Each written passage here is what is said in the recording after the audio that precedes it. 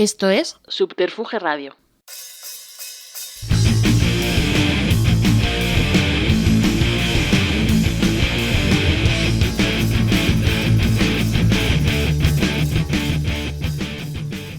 Bienvenidas y bienvenidos a una nueva entrega de Simpatía por la Industria Musical, el podcast donde apenas suena música, pero es de música de todo lo que se habla. Propulsado desde Subterfuge Radio y grabado y producido en el estudio Alfonso Santiesteban de la calle Almirante, continuamos con la labor de recabar el testimonio y la palabra de los principales players de la industria musical. Una industria cambiante, pero siempre aferrada a la visión y a la perspectiva del desarrollo del talento desde múltiples frentes. Una industria cambiante en cuanto a lo que afecta también a la participación de la mujer, una de las grandes asignaturas pendientes en las que se avanza a ritmo de crucero, principalmente por el impulso de muchas de ellas que con generosidad y empatía dedican parte de su tiempo a esta más que necesaria reivindicación. Que nos visita una mujer, se hace evidente que quien lo hace es una de las grandes activistas de todo esto, es una realidad contrastada. Un placer, pues, recibir hoy en el estudio Alfonso Santiesteban de la calle Almirante en Subterfuge Radio, en Simpatía por la Industria Musical, a Almudena Heredero. Bienvenida, Almudena. Gracias, Carlos. Muchas gracias por invitarme. Nada, muchísimas gracias a ti por hacernos un hueco en tu agenda.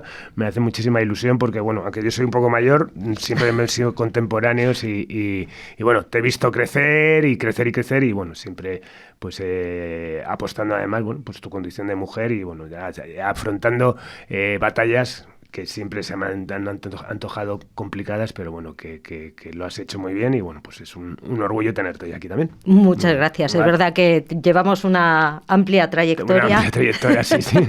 Ya no somos pequeños, ¿no? Pero bueno, está muy bien, estamos estupendos, o sea, sí, todo lo que nos mejor que delante. nunca. Claro que sí. Bueno, se lo pregunté a tu antecesora, a la maravillosa Carmen Zapata, además ya se lo dije el otro día que nos vimos en la cena de Equal, que ha sido uno de los podcasts más escuchados, lo cual me hace muchísima ilusión, pero necesito también preguntártelo a ti. Eres la actual presidenta de la asociación MIN, Mujer en la Industria Musical.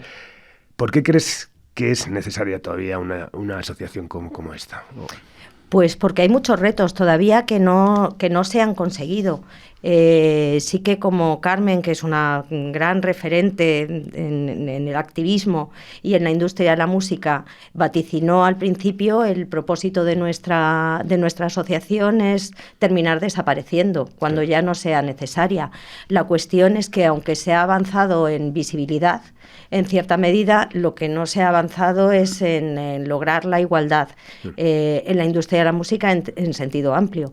Y cuando hablamos de sentido amplio hablamos de todos los aspectos de la industria, es decir, el aspecto profesional, el aspecto artístico y también en el aspecto de la experiencia del público a la hora de escuchar música en medios o de escuchar música en conciertos y festivales. Entonces, en tanto que haya cuestiones que haya que resolver, pues nuestro trabajo sigue siendo necesario y sobre todo es que se avanzó muy rápido en un determinado momento, pero la pandemia supuso una parada dramática y que el feminismo pasara a no ser una de las prioridades, cuando se había conseguido un posicionamiento importante y una voluntad importante por resolverlo. Entonces, no tuvimos que empezar de cero, pero sí que tuvimos que volver a incidir en determinadas cuestiones, así que me temo que nos queda mucho por hacer todavía. Bueno, que yo creo que ese paso atrás, yo creo que fue, como se dice, para coger impulso, porque yo creo que la vuelta ha sido muy, muy, muy potente, cosa que me alegra.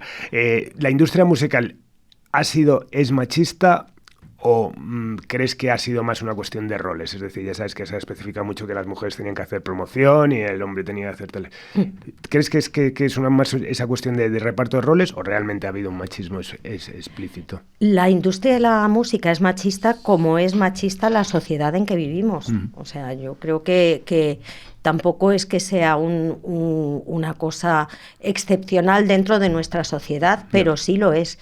Entonces, las que vivimos esa industria desde dentro, aparte de la cuestión de roles, es decir, que hemos tenido unas posiciones preasignadas de las que muy difícilmente se podía salir, también hemos vivido situaciones de machismo.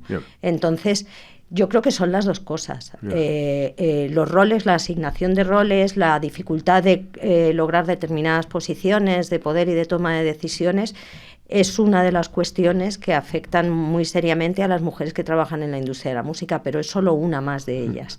Es decir, que sí hay machismo en la industria musical y es contra lo que hay que pelear y hay que ir consiguiendo que esto... Es verdad que ha habido también una industria muy de vieja escuela, claro, que mostraba mucho más abiertamente determinadas posiciones. La cosa va cambiando, la industria se va renovando y con esa renovación hay una renovación también social y de educación y tal. A lo mejor no es tan patente y tan bestia como antes, pero bueno, sí que hay cuestiones que hay que resolver todavía. Claro. No, es que, por ejemplo, y que iba un poco a lo de los repartos de roles, ¿no? Pues, por ejemplo, que yo estoy en el comité de Promúsica y representando a Subterfuge, claro, al final ahí somos 7 presidentes de compañías y los 7 somos hombres, ¿no? Y al final siempre se habla solamente de eso, pues, de cuando estuvo Lidia Fernández en Virgin, sí, o Leonor Villanueva, ¿no? Que antecesora también hay en Virgin, ¿no? Que es curioso, ¿no? Que a determinadas funciones, pues que hasta ahora casi no haya habido presencia femenina, y mientras siempre el tema de la promoción siempre ha estado muy focalizado en las mujeres, ¿no? Sí, efectivamente.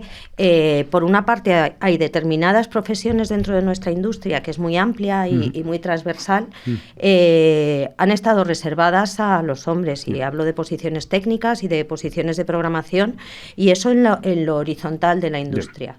Es decir, que normalmente, y esto se ha visto además en los estudios de género que hicimos en 2019 y en 2021, las mujeres predominantemente están en promoción, en marketing, en tareas administrativas, incluso en producción y coordinación, pero no en producción técnica. Yeah. Y hay otras posiciones que es como booking o programación, en dirección, en posiciones de producción técnica, etcétera, en las que las mujeres son muy escasas todavía.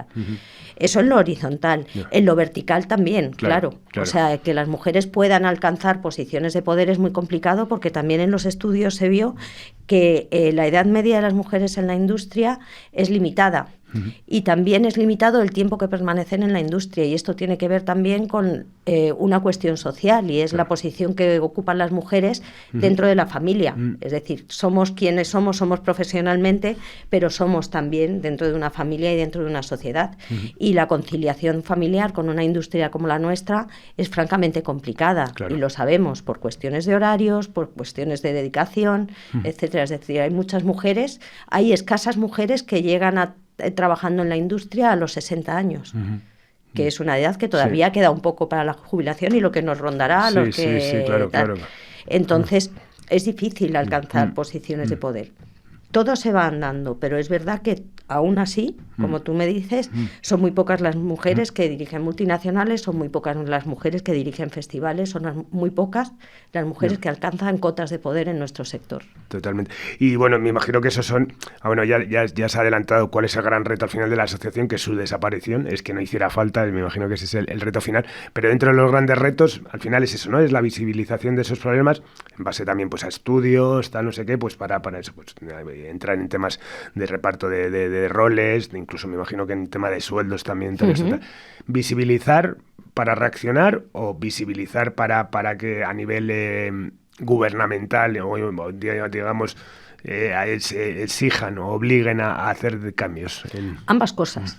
O sea, yo creo que hay un trabajo interno dentro de la industria para visibilizar y para provocar una reacción y para fomentar una reacción. Es decir, que el trabajo no es solo, y fue muy importante ese trabajo de análisis y de estudio profundo y de estudio objetivo de la situación. Es decir, todas éramos muy conscientes de que había situaciones de desigualdad en la industria, de que había situaciones de machismo en la industria, pero era un comentario general que todo el mundo sabía, pero yo creo que es muy importante tener los datos y conocer la información de verdad. Es decir, esta es la situación, es una situación que está analizada, que se han hecho estudios, se han hecho encuestas, se han hecho estudios cualitativos y cuantitativos, y a partir de ahí yo creo que todos y todas somos mucho más conscientes de que es una realidad. Y esa realidad ha sido patente para la industria internamente y ha hecho reaccionar positivamente a muchos agentes de esta industria, a algunas multinacionales, a empresas importantes, a empresas más pequeñas. Ha provocado también que la gente quiera analizarse internamente, que eso es muy importante, es decir, que las empresas reflexionen sobre cómo gestionan la igualdad y la paridad dentro de su entorno es esencial. Pero hay otra parte muy importante que has mencionado, es esa parte institucional y pública. Claro. Entonces, otra de los retos de MIM, y es un reto que estamos trabajando desde hace tiempo, es tener participación en los órganos de toma de decisiones de las instituciones públicas. Formamos parte del Observatorio de Género del Ministerio de Cultura. Yo he sido recientemente nombrada la semana pasada, no se ha dicho, creo, pero miembro del Consejo Estatal de las Artes Escénicas de la Música por primera vez como representante de igualdad dentro de el órgano asesor y consultivo del Ministerio de Cultura más importante. Entonces yo creo que ahí tenemos una ley de igualdad que existe. Es decir, no hace falta crear una ley, no hace falta entrar sino hacer cumplir la ley, tanto en cuestiones públicas, es decir, en todas las tomas de decisión de organismos públicos, sino que también se sientan apelados por esa ley, porque es una ley, todas las empresas privadas.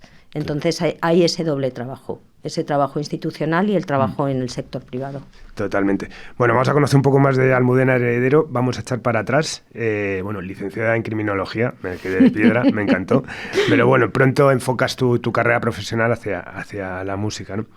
¿Cuáles fueron esos primeros recuerdos con la música, eso que al final te motivó a decir, joder, me gustaría dedicarme a esto?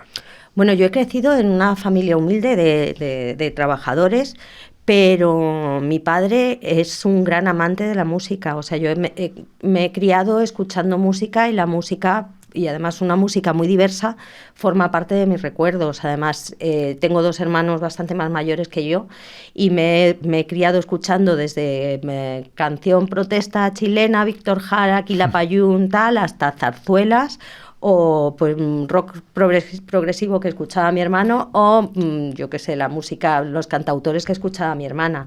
Hemos tenido un recuerdo muy arraigado con la música, y mi familia tiene mucha vinculación con la música. Mi hermano pequeño es músico también.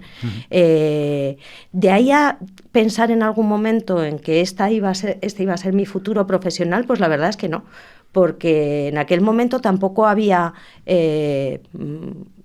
programas formativos ni nada que tuvieran que ver con nuestro sector. Claro. Entonces casi ha sido una cuestión pues espontánea. Mientras estudiaba una carrera, que era lo que quería hacer, quería estudiar una carrera. Para pagarme mis gastos, pues empecé a buscar trabajos ocasionales. Trabajé en una tienda de ropa donde nos conocimos nosotros, y empecé a trabajar pues de gogó en discotecas, que coincidí con Gema también de gogó hace 1.000.000 de años. Y empecé a trabajar con Fangoria de gogó. Ahí empecé a conocer a gente de la industria, y es verdad que también saber inglés es algo que era muy necesario entonces en la industria y que tampoco era tan habitual. Así que empecé a trabajar con un sello discográfico pequeñito de música electrónica que ya no existe, que se llamaba Quality, y a ir a ferias internacionales de música para hacer de traductora de Carlos, que era mi jefe entonces. Y a partir de ahí ya me contrataron en la Fundación SGAE, y ya sí que me dediqué profesionalmente e íntegramente a la música. Nunca me planteé terminar Derecho y trabajar de abogada o trabajar de criminóloga, que sí que al final terminé criminología, investigación privada, pero es algo que no he hecho nunca. Claro. No, al final es una pasada, ¿no? El 100%, bueno, claro, es lo que dices, tampoco había programas formativos, pero ya no solamente programas formativos, o sea, al final toda la gente viene de carreras, bueno, en mi caso ya de historia del arte, o sea, que al final ni del mundo de la empresa, ¿no? Al final todos nos ha llevado la vida por donde quieren. Entonces, podemos hablar que lo de Quality es casi tu primera acción profesional a nivel... ¿Con contrato? Sí. O sea, luego sí, previamente hice esto de Fangoria, de gogó y tal, pero dentro de la industria y en roles de gestión y todo esto fue en Quality donde aprendí un montón, porque era un sello muy chiquitito, y entonces ahí hacías un poco de todo. Claro. Hacías promo, hacías temas de contratos, de licencias, editorial, gestión de patentes y marcas, o sea, aprendí. Creo que todos los aspectos de la industria de la música se daban en ese sello pequeñito y aprendí mucho ahí. Le agradezco mucho a Carlos aquella experiencia inicial que en realidad es la que me puso sobre la pista de lo que he venido haciendo posteriormente. Qué bueno. Y después surge la Fundación Autor. Sí. Además, en la época bollante de la Fundación Autor, es decir, que se podían hacer muchas cosas y tal. ¿Y qué hiciste en esa época que recuerdas? Pues me contrataron para trabajar para los premios de la música. Vale. A partir de la segunda edición de los premios. Empecé simplemente haciendo el listado de candidatos y candidatas para las distintas categorías por fax, porque se mandaban faxes a todos los sellos discográficos, a las editoriales y tal, para que registraran pues los lanzamientos que habían tenido durante el año o los productos que querían presentar a los premios. Y soy muy organizada y muy sistemática y muy tal, y entonces pues me ofrecieron ya quedarme en el área de música de la Fundación SGAE, que se ocupaba de la promoción y difusión del repertorio de los socios de SGAE en el ámbito nacional, con proyectos como Premios de la Música, con las ayudas que se daban entonces a giras, a vídeos, etcétera, y luego en el ámbito internacional, que es casi lo que más me ha puesto en la pista de lo que he venido haciendo posteriormente, que era la organización de la participación española en ferias internacionales de música, Popcom, Midem en aquel momento, etcétera. Ajá.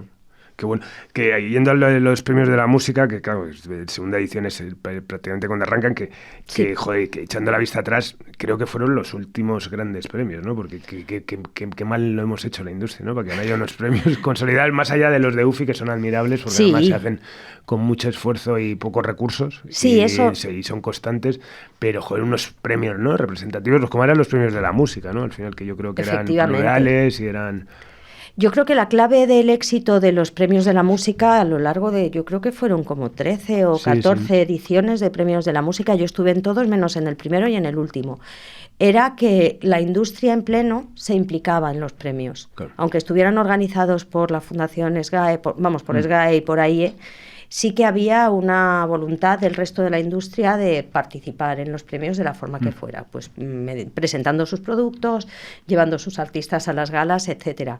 Es verdad que luego pues UFI tiene unos intereses que son diferentes y necesitan darle valor a sus propios lanzamientos y todo esto, y han creado unos premios que efectivamente, como tú dices, son un referente ya de la música independiente que se hace aquí y encima con el valor de hacerlo con unos medios tan limitados que no eran los que teníamos entonces. Había un presupuesto importante para hacerlos.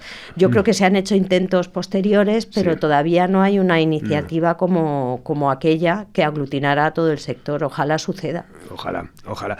Y después de la fundación ya surge la opción del Primavera Pro, ¿no? Sí, yo hubo un momento en SGAE, que era justo el año que cumplía 40 años también, que las cosas dentro de SGAE habían cambiado en cuanto a los objetivos de la propia fundación, y que yo veía que tampoco tenía mucho más horizonte dentro de la... Que iba paralela, me imagino, también a la transformación de la industria, ¿no? Del negocio, con todo el tema digital, efectivamente, etcétera, ¿no? Entonces me planteé que necesitaba un cambio profesional y que era el momento de hacerlo. Entonces, era volver a la criminología. Y bueno, no te creas que no se me pasó por la cabeza, pero lo de la estatura me frenó mucho en el campo de la criminología, así que eso no podía ser. No, al final pues decidí intentar hacer algo por mi cuenta. Es decir, no trabajar en aquel momento para otra empresa, y tuve alguna oferta, pero me apetecía más explorar distintas opciones y no abandonar lo que había venido trabajando durante mucho tiempo, que era el tema de trabajar en eventos que tengan que ver con la industria, y no directamente con los artistas, sino con la industria en global. Esa experiencia de las ferias me hizo tener un conocimiento profundo de la propia industria y esos eventos profesionales. Aquí no había ninguno en aquel momento, más allá de Sonar, que entonces se llamaba Sonar Pro, ahora Sonar Más D, que tenía mucho que ver con la creación artística, las nuevas tecnologías, pero como ferias de industria musical no había ninguna. Así que desde Primavera, que me habían conocido en South by Southwest, me propusieron plantear con ellos un proyecto profesional dentro del marco del festival, pero a la vez también desde el Ministerio de Cultura, desde el INAEM, me llamaron para organizar algunos eventos de la presidencia española de la Unión Europea de turno en aquel momento, en el año 2010. Así que al final eso me puso sobre los dos caminos que he venido trabajando estos años, que es Primavera Pro y mi trabajo dentro de Primavera Sound, y el trabajo de gestión de proyectos para instituciones, que no todos ellos tienen que ver con la industria de la música. Ya al final he acabado trabajando en artes escénicas, en inclusión social y educación en el entorno cultural, etcétera. Bueno, son importantísimas citas ahora, a día de hoy, ¿no? El Primavera Pro, o el BIME, Sí. que son más que necesarias para, pues por un lado, para la formación, y luego también para visibilizar al sector y sus carencias, sus necesidades y sus virtudes también, por supuesto. Pero ¿cómo surge cuando se hace el primer Primavera Pro? ¿Cuál es el planteamiento que se plantea? ¿Cómo? Bueno, veníamos de la experiencia y Primavera Sound habían participado activamente en South by Southwest, en el pabellón de Cataluña en South by Southwest en aquel momento, haciendo el comisariado artístico de Cataluña. Vivieron la experiencia de South by Southwest desde dentro y pensaron que Primavera tenía algo que no tiene cualquier otro evento que surge de cero, y es que los profesionales internacionales estaban ya participando en y asistiendo al festival, y había una cierta actividad profesional que se desarrollaba de forma espontánea, pues en el lobby del hotel donde se alojan los artistas, en la zona VIP del festival, en backstage, etcétera. Es decir, ya la gente iba de la industria, y los agentes, los promotores, la gente de salas, los managers, los sellos, se reunían allí y quedaban allí en Primavera. Entonces, si tenemos esto que es muy difícil de conseguir, ¿por qué no aprovechamos ese capital humano tan importante y hacemos algo que pues, simplemente le dé forma a esa participación de industria? Hicimos una edición cero el primer año prácticamente, es decir, revisar quién venía, invitar a quien pensábamos que también tenía que estar desde un punto de vista más institucional también, y de pabellones internacionales, etcétera. Y nos dimos cuenta de que la gente respondía muy positivamente, porque además un gancho de un festival como Primavera, es decir, compaginar una actividad profesional con una actividad de disfrutar de conciertos, lúdica, descubrir nuevo talento, pues funcionó lo suficientemente bien como para que fuéramos creciendo poquito a poco. Es decir, la primera edición, esta edición cero, teníamos como 300, 400 acreditados, no teníamos más que un espacio en el Parque del Fórum, y a partir de la edición siguiente ya montamos un programa de conferencias, etcétera, hasta bueno, ahora mismo que 3.000 acreditados internacionales y un programa de conferencias muy potente. Qué bueno. ¿Y percepción de la ayuda institucional hacia este tipo de eventos? ¿Crees que ha habido una implicación ahí? Mira, en nuestro caso, a ver, hay ayudas institucionales, sí, claro, para esto, están las ayudas del INAEM. Está muy apoyado a nivel también ayuntamiento, efectivamente. Etcétera. Yo creo que, a ver, están las ayudas del INAEM. Hay ayudas siempre de carácter local o autonómico en cada una de las. Es decir, en el caso de Primavera Pro hemos tenido un apoyo, que es el único apoyo que ha tenido el festival para el desarrollo de Primavera Pro, a través del Institut Català de Empresas Culturals, que ha ayudado a que Primavera Pro pudiera seguir adelante, porque tampoco es un proyecto que tenga una vocación de hacerse muy grande. Yeah.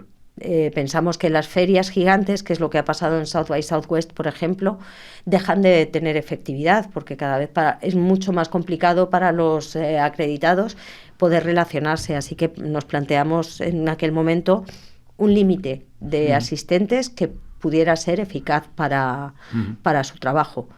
Entonces, bueno, la idea es eso, crecer sostenidamente y sobre todo ser distintos en cuanto al tipo de programación, y en el caso del Pro también ese elemento peculiar es que se implica mucho en cuestiones sociales. Es decir, habla mucho de industria, pero habla mucho de la industria dentro de una sociedad y dentro de y apelando cuestiones que tienen que ver con pues la libertad de expresión, la igualdad de géneros y no de género, es decir, cuál es el papel de los colectivos LGTBI, trans, etcétera, dentro de la propia industria de la música. Así que ese es un poco también el factor diferencial de Primavera con respecto a otros eventos que se centran íntegramente en industria. Y hablando, bueno, de instituciones y hablando también de eso, pues al final cómo ese tipo de evento ha evolucionado, ¿no? De ser unas mesas redondas sobre el mundo editorial a ese punto que creo que es interesantísimo, reflexivo, además pues de las nuevas tecnologías o de visibilizar cuestiones de aspecto social. Como has vivido y vives eso, ¿cuál es tu percepción de los políticos sobre, o sea, los políticos, la política, el poder institucional frente a la cultura en general y en la música en particular? A ver, yo creo que las músicas actuales, porque sobreviven y llegan sobreviviendo por medios propios históricamente, parece que son como la parte que tiene una menor consideración cultural y artística por parte de las instituciones estatales, y sí que están en las líneas de apoyo, pero no se hace mucho más porque desde las instituciones, por una parte, se considera que es un sector pudiente, y por otra parte se considera que poco más que entretenimiento. Yeah. Es decir, hace falta que las instituciones se den cuenta de que las músicas actuales, o como lo quieran llamar en las instituciones, son una disciplina artística como el resto de disciplinas artísticas, como las artes escénicas, la danza o la música clásica. Es decir, hay una especie de percepción distinta con nuestra música.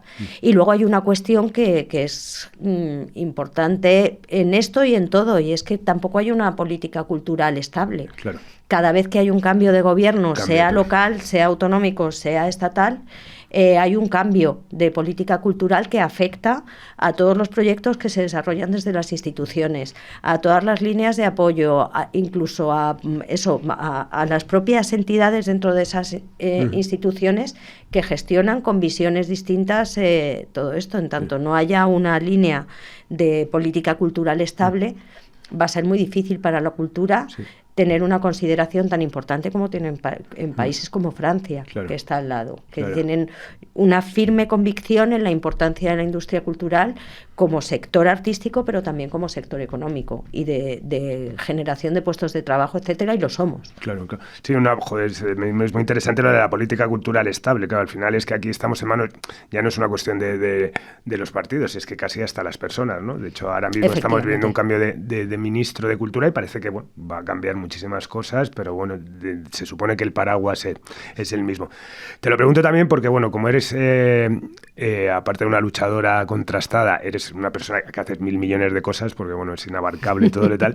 Estilísticamente estás con eso, ¿no? Pero estás en el Festival Internacional de Jazz de Madrid, en jornadas de inclusión social, como has hablado, en eventos de moda también, en el pabellón de la Cuatrienal de Escenografía y Espacio Escénico en Praga. Bueno, al final son distintas trincheras, ¿no? Con la música y la cultura de fondo, pero me imagino que la percepción al final será la misma, ¿no? Desde todos lados, ¿no? Efectivamente, así es. Es esa cuestión de la provisionalidad permanente en nuestro sector. Hay sectores que están peor, lógicamente, pues la danza, por ejemplo, es un sector que es mucho más precario, lo que no quiere decir que no haya que solucionar. Yo creo que esa provisionalidad general que hay en nuestra industria. Yo entiendo que cuando tú ocupas una posición nueva, por supuesto que tienes que hacer cambios, y los cambios son evolución. Es decir, esta permanencia o quedarte siempre en el mismo sitio no evita que puedas avanzar y que puedas mejorar. Pero yo creo que hay que establecer unas líneas generales de actuación y a partir de ahí marcar. Desde luego que puedes marcar tus propias políticas, lo que tú tienes en mente, pero hay cuestiones esenciales y hay una cuestión de protección del patrimonio cultural español, del patrimonio musical, de nuestros artistas, de la supervivencia de nuestros artistas y nuestros trabajadores y trabajadoras del sector de la cultura, que tiene que estar por encima. Vamos avanzando poquito a poco, pero yo creo que eso tendría esa percepción de servicio público que falta no solo en cultura, sino en todos los sectores políticos. Ojalá nos marcáramos cuáles son las necesidades de cada sector y trabajáramos en pos de esas necesidades en una línea en la que puedes renovar y puedes innovar, pero teniendo eso, unos objetivos claros. Totalmente. Bueno, otro de los grandes retos que ha sido este año, adscrito a tu colaboración en Primavera Pueblo, ha sido dirigir la primera edición del Festival Primavera Sound en Madrid, que ya se ha anunciado que no se va a repetir por diversos tal. Bueno, supongo que al final ha sido un intento fallido, creo que por muchas cuestiones, o sea, no tal, creo que yo creo que es algo que todos tenemos que entonar un poco el mea culpa, porque un cartel así es irreprochable, ¿sabes? Entonces, sí. ¿Qué problemas crees que hubo? ¿Fue realmente la localización? ¿Fue desde el principio, bueno, pues que como siempre se ha hablado, ¿no?, de esa dualidad Madrid-Barcelona y tal, eso como que no iba a entrar esa tal? ¿Cuál es tu reflexión ahora, tú, cuando echas la vista atrás de lo?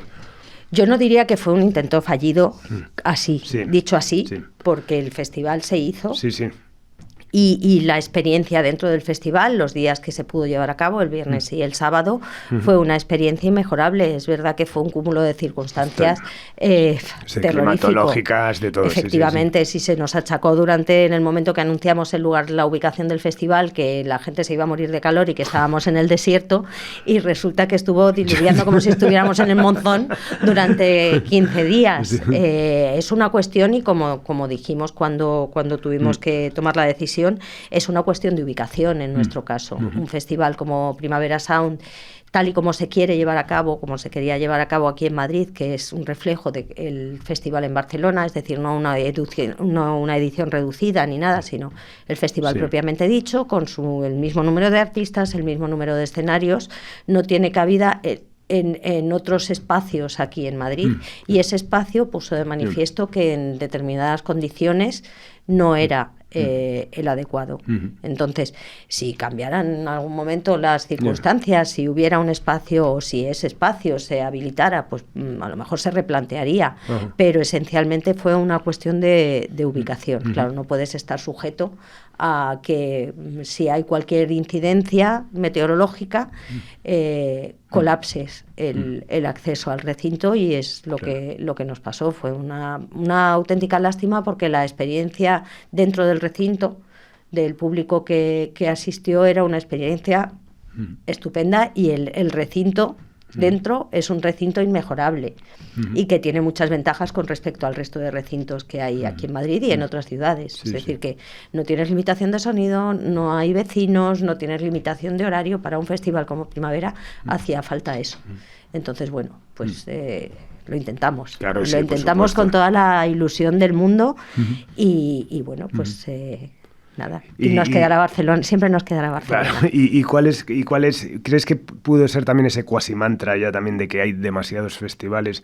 ¿Pudo ser otra de las razones? Igual ha llegado un punto que se ha tocado techo ya con esa famosa, he estado investigando en toda tu hemeroteca, y claro, la cantidad de veces que has tenido que responder esto, pero bueno, yo creo que es una reflexión, bueno, que cada uno tiene su punto de vista, ¿no? Y aparte todo lo que he leído me ha parecido muy coherente, por lo cual necesito que se quede aquí plasmado. Claro, pues no, como he dicho, sí, en otras ocasiones a mí el término de la burbuja de festivales, pues bueno, pues es una metáfora, y es una metáfora que yo no aplicaría al sector de los festivales en España, porque es verdad que estamos mirando a un momento que ha sido muy excepcional.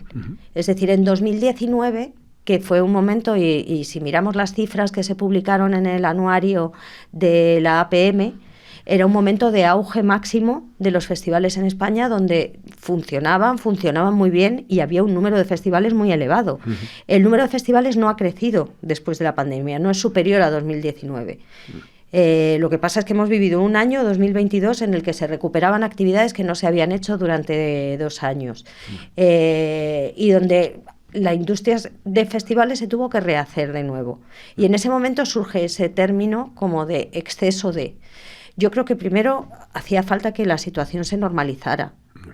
Es decir, que tanto el público, la situación de público, las cuestiones económicas, coincide también con una crisis económica, que ha encarecido mucho un montón de cuestiones que tienen que ver con la producción y tal, y que ha implicado un incremento en el precio de los tickets. Es decir, es una situación que no es la misma de 2019, en la que no se hablaba de esa burbuja. Y yo creo que podemos tener una industria de festivales, como he dicho muchas veces, muy saludable aquí en España, porque tenemos muchas cosas que otros países no pueden ofrecer. que tienen que ver también con con cómo es nuestro país y cómo se vive aquí, pues en cuestiones de gastronomía, de paisaje, de cultura, etcétera, etcétera. Yo creo que el sector de festivales, tal y como está, puede convivir y puede convivir saludablemente si todos actuamos de forma responsable. Claro. Y luego, bueno, se habla también, ¿no?, dentro de esa burbuja también de ese sobredimensionamiento, ¿no?, de los cachés de los artistas, que también al final, bueno, pues el tener aquí tanta oferta también, claro, me acuerdo, no sé si era con Guy Mercader, con algún promotor de estos históricos, que decía, claro, es que antes un grupo se planteaba una gira mundial y iba a 15 países, pero claro, es que ahora hay 85 posibles países, porque hay festivales en Hungría, hay festivales en tal esto, ¿no? Claro, al final no todo esto me imagino que son también, bueno, que al final inciden en el ticketing, que bueno, pues al final Sí, es verdad que la industria está también muy agrupada, es decir, hay grandes grupos empresariales que gestionan festivales en todo el mundo y que pueden contratar a los artistas para hacer lo que tú dices, los 85 países en una sola gira y no tienen que preocuparse de nada más en el año, es decir, la industria está cambiando y tenemos que adaptarnos a las circunstancias actuales de la industria. Es verdad que Primavera es un festival que tampoco ha vivido exclusivamente de los cabezas de cartel. Es decir, la característica de Primavera ha sido tener un cartel muy amplio, muy ecléctico, donde sí hay cabezas de cartel, obviamente, pero también hay un montón de bandas de otro perfil que son las que le dan el espíritu al festival. Pero es cierto que claro, hay una competencia que es distinta de la que había antes. Claro. Y bueno, y lo que sí está claro que ha afectado, bueno, pues aparte de la cadena de valor, digamos, de la cultura de la música, ¿no? Se habla también de eso, pues que ha podido perjudicar al mundo de las salas, ¿no? Al final la gente se concentra sus tal, o incluso también pues el tema de patrocinios y eso, pues al final es complicado que ahora una productora pequeña, pues vayamos a sugerir un proyecto a una marca porque te dice, mira, es que tenemos todos los huevos metidos en este festival, ¿no? Al final, bueno, ¿crees que realmente eso ha afectado, por ejemplo, en el tema de las salas? ¿Crees que al final...? A ver, yo creo que hay una cuestión que no deciden exclusivamente ni las salas ni los promotores de festivales, y lo decide el público. Sí. Y el público elige el modelo de consumo de música en directo que ahora les atrae. Y es verdad que los festivales han atraído a un público que no estoy segura de que sea el mismo público, o sea, que haya dejado de ir a salas de conciertos por ir a festivales. Pero el público más joven no está tan habituado como estábamos nosotros a ese consumo cotidiano de música, que íbamos a ver conciertos por el gusto de ver, aunque no conocieras al artista. Yo creo que hay una cuestión de hábitos de consumo del público que van a los festivales también como una experiencia social y no solo como una experiencia cultural. Pero yo creo que es posible la convivencia entre los festivales y las salas de conciertos si también los festivales se implican de alguna forma con las salas de conciertos y le debemos mucho a las salas. Es decir, todos los artistas, la mayoría de los artistas que acaban actuando en un festival han tenido que estar actuando en las salas previamente. O sea, bueno, ahora sí hay casos de artistas que se suben por primera vez a un escenario en un festival, porque artistas de música urbana y tal, y me han hablado de casos específicos. Pero yo creo que las salas de conciertos son el caldo de cultivo de lo que nosotros estamos mostrando en un festival y son necesarias. Y esa convivencia es necesaria, por eso en primavera se hace Primavera en la Ciudad. Claro. Porque el resto del año también estamos en la ciudad con conciertos y trabajando en salas como promotores. Yo creo que tienen que convivir, y lo que pasa es que hay que trabajar un poquito también porque convivan esas dos posibilidades de consumo de música. Y suena tan feo lo de consumo de música, de ir a conciertos. Totalmente. En realidad, porque es ir a conciertos. Bueno, ejerces de docente en un montón de másters y grados, además como cada día sale uno nuevo, o sea, y seguramente ya eres una persona clave en todo esto. ¿Te sientes cómoda? ¿Te gusta la docencia? Me encanta. Sí. ¿Ah, sí? Me encanta. Mi madre cuando era pequeña me decía que yo iba para maestra porque me gusta hablar, sobre todo, especialmente. Pero sí que yo creo que empecé a dar clases un poco obligada, en cierta medida, porque me da miedo hablar en público. Entonces tuve que ir a sustituir a Alberto Guijarro, que es uno de los directores de Primavera, porque él no podía dar una clase y me pidió que lo hiciera, y la verdad es que la experiencia me gustó muchísimo, y ya él decidió pasarme todas las clases que daba él y empecé a dar clases y me salieron más. Ya se me quitó un poco ese pavor de ese miedo escénico que tenía, y es muy enriquecedor también porque te ponen de frente a cuestiones que tú no te habías planteado. Al final, cuando trabajas con determinada edad en un determinado sector, no sales de tu entorno. Claro. Y al final, cuando estás con gente que está planteándose la industria desde fuera y como un posible futuro profesional, te plantean cuestiones que son pues inspiradoras y son necesarias, y te hace ver tu propia profesión desde otro punto de vista. A mí me gusta mucho, y es una de las cosas que a veces me quitan tiempo, pero que porque no es una profesión como tal. Voy a dar sesiones sueltas en másters y todo esto, pero me gusta mucho. En pandemia hice un montón de clases online y la verdad es que fue una de las cosas que impidió que me volviera loca en pandemia. Sí, no, estoy contigo, que al final, sobre todo, a mí me cuesta, pero también voy a muchos, pero sobre todo yo creo que es eso, ¿no? Al final tener gente evidentemente más joven, también con otro tipo de propósito, ¿no? De gente que se quiere dedicar profesionalmente a lo que tú llegaste circunstancialmente, ¿no? Sí. Entonces es bastante, eso, y ahora, bueno, con gente que trabaja aquí, que ha salido de estos máster, me encanta, ¿no? Es como aplicar la teoría, ¿no? Y es como, joder, ¿sabes? Esto nunca se había planteado de esta manera. O, por ejemplo, ahora, pues hace poco estuve en una historia, el planteamiento del tema de la inteligencia artificial, ¿no? Que ya sé que es un tema muy manido, pero que, bueno, que es muy interesante la reflexión. O sea, la humanidad estamos intentando asumir lo que llega, que es realmente fuerte, pero claro, hay gente que es como nativa, ¿no? Contemporánea, algo que realmente va a cambiar muchísimo las cosas. ¿Cuál es tu percepción, por cierto, con la inteligencia artificial? Teniendo en cuenta, yo creo que una cosa tenemos muy claro, que estamos todavía en el segundo uno, o sea, que esto le queda Efectivamente.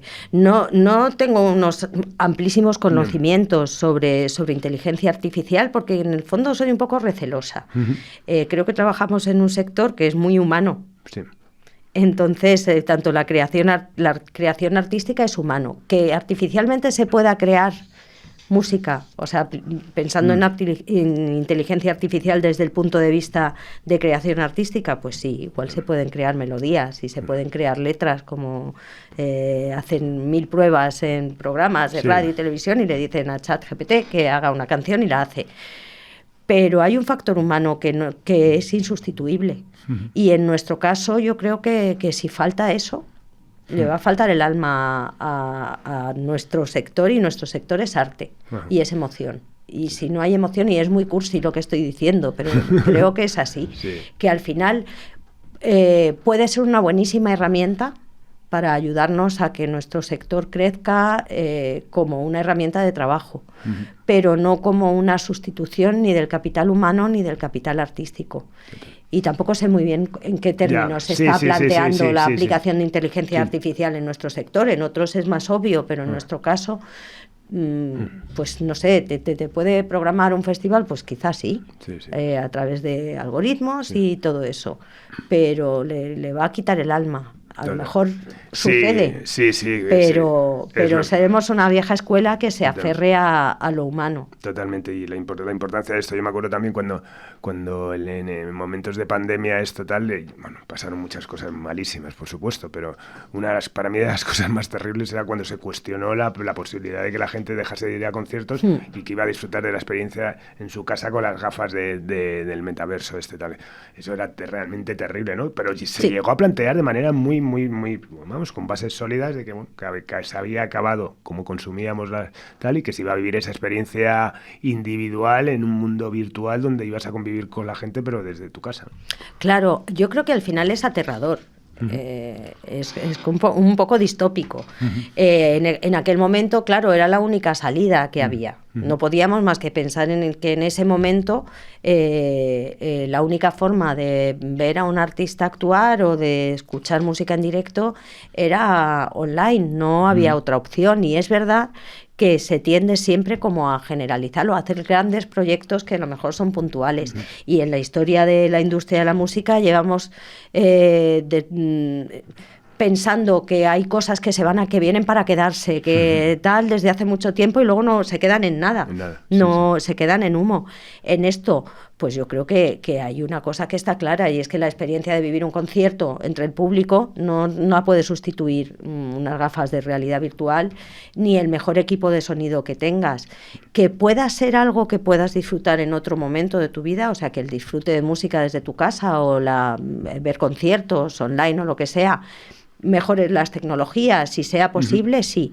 Que facilita que haya gente que no tiene posibilidad de ir a conciertos y lo viva, también, pero yo creo que al final se demostró que, por un lado, los costes eran tan brutalmente elevados que hacerlo bien era prácticamente imposible, y sobre todo imposible desde el punto de vista económico, y no algo que fuera amortizable, ni mucho menos. Y en el momento, perdona, es que no sé en otros países, pero aquí en el momento en que nos dijeron volvemos a las calles, volvimos a las calles, pero como si abrieran las rebajas del Corte Inglés. Estoy haciendo publicidad en un momento, pero es así. O sea, lo que nos gusta al final es estar compartiendo ese momento con gente que sabemos que está compartiendo lo mismo que nos gusta a nosotros. Hay un momento de eso, de conexión y de sinergia del público, que eso no lo puede sustituir en las gafas de realidad virtual. Claro que sí, la apuesta por lo humano sobre lo artificial, etcétera. Nada, vamos a ir terminando. Ha sido un auténtico placer, Almudena. Con una pregunta que es recurrente en Simpatía por la Industria Musical, es eso: ¿cuáles han sido tus referentes, las personas que consideras que tienes en deuda, pues bueno, que gracias a su influencia estás hoy aquí en Simpatía por la Industria Musical? Serían muchas, ¿eh? Lo sé. Serían una pregunta trampa, claramente. Efectivamente es una pregunta trampa, porque te vas a dejar a alguien en el tintero seguro, y sobre todo porque yo creo que hay referentes que están ahí en distintos momentos de tu vida profesional. Según vas creciendo, tú te tienes que poner a alguien en quien te quieras ver reflejada y quien quieras llegar a ser. No sería capaz de decirte una persona en concreto, porque ha habido mucha gente que he admirado en toda mi carrera profesional, y siempre quieres parecerte a alguien. Hay grandes referentes ahora mismo en mi posición como presidenta de MIM, por supuesto, Carmen Zapata. Y Carmen Zapata viene del activismo y es una mujer que conoce muchísimo de cómo gestionar una asociación, cómo dirigir una asociación, y tiene una experiencia máxima, una voluntad férrea y además un espíritu y una pasión que pone el listón muy alto. El otro día, cuando tuve que hablar por primera vez como presidenta de MIM en la cena, estaba nerviosa porque estaba Carmen ahí.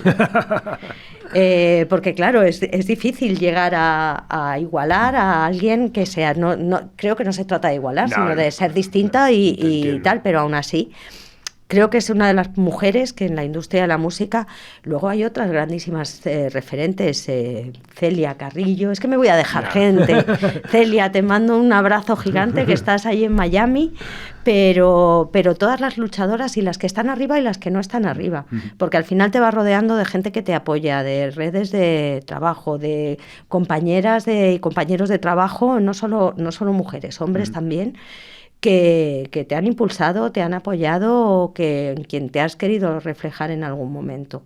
O sea, que yo creo que tengo muy buena relación con la gran mayoría de la gente con la que he trabajado, y todos y todas en algún momento han supuesto un estímulo para mí. O sea, no hay una única persona, pero mi Carmen ahora es... Nada, lo compartimos, fantástica. Y también Celia Carrillo, que por cierto, te vuelvo, Celia, ya a invitar públicamente para que vengas por fin a Simpatía, que también me hace muchísima ilusión. Pues nada, lo dicho, muchísimas gracias, Almudena, ha sido un auténtico placer, de verdad. Gracias, sabía que Carlos. nos ibas a iluminar en muchos aspectos y así ha sido, así que de verdad, muchísimas gracias. No, gracias a ti por invitarme, me lo he pasado genial. Muy bien. Pues nada, despedimos esta nueva entrega de Simpatía por la Industria Musical en Subterfuge Radio, emitiendo desde el estudio Alfonso Santesteban de la calle Almirante, con Laura Rodríguez a los mandos técnicos, y nos vamos con Caballo de Niña Polaca. Adiós. Has escuchado Simpatía por la Industria Musical, un podcast producido por Subterfuge Radio. Creo que ya he ganado esta guerra. Quiero que Quinto sea frontera de lo que hay entre el cielo y la tierra, entre el Cabo Lanao y la sierra, entre el Cabañal y Montera.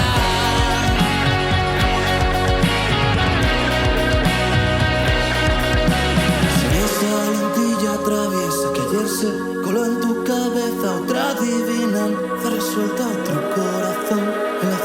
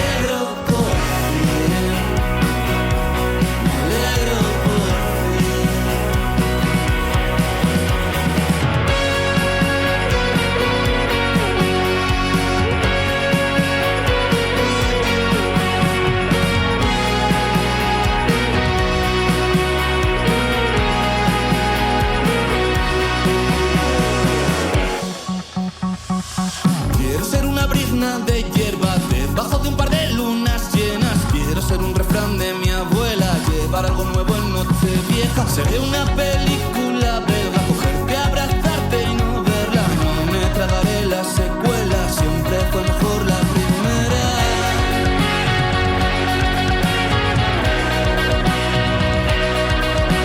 Si esa mentilla atraviesa que ayer se coló en tu cabeza, otra adivinanza resulta